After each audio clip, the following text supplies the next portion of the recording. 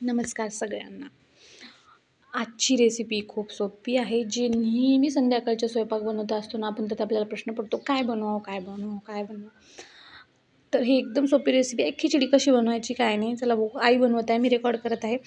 इथे आई हिरवी मिरची, अद्रक, लसूण आणि जिरे वगैरे टाकून हे तडका तयार केलेला आहे. आणि इकडे तांदूळ धुवून घेत आहे.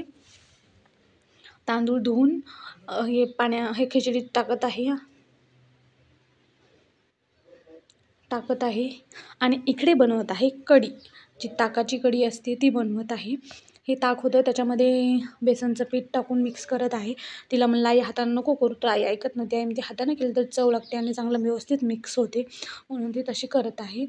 आणि छान असं बेसनचं पीठ टाकून त्याला छान एकजीव करून घेते. आणि इकडे एका पातेल्यामध्ये 1 चमच तेल टाकले आणि लोणी टाकत आहे. आई नेहमी कढी करते तेव्हा आई लोणीचा तडका तयार करते लोणीसाठी, कढीसाठी सॉरी. इथं टाकली आणि जिरी मोहरी पण टाकली आणि वरून कढीपत्ता टाकत आहे.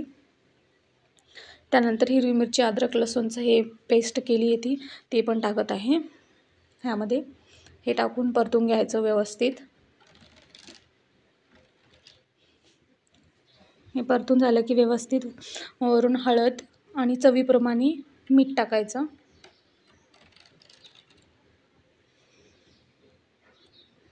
ह्याला पण छान परतून घ्यायचं, एकजीव करायचं. कढी आणि खिचडी हे मस्त कॉम्बिनेशन आहे. रात्री जेव्हा स्वयंपाक कंटाळा आला वगैरे तर हा एकदम सोपी रेसिपी आहे. 5-10 मिनटामध्ये बनवून जाते. वरून ताक टाकलेली आहे. ताक टाकून मग कोथिंबीर टाकत आहे आणि छान असं मिक्स करत आहे. ही झाली आपली कढी रेडी. आणि ह्याला 1-2 उकळी आली की लगेच रेडी होते. लवकर तयार होणारी ही रेसिपी आहे.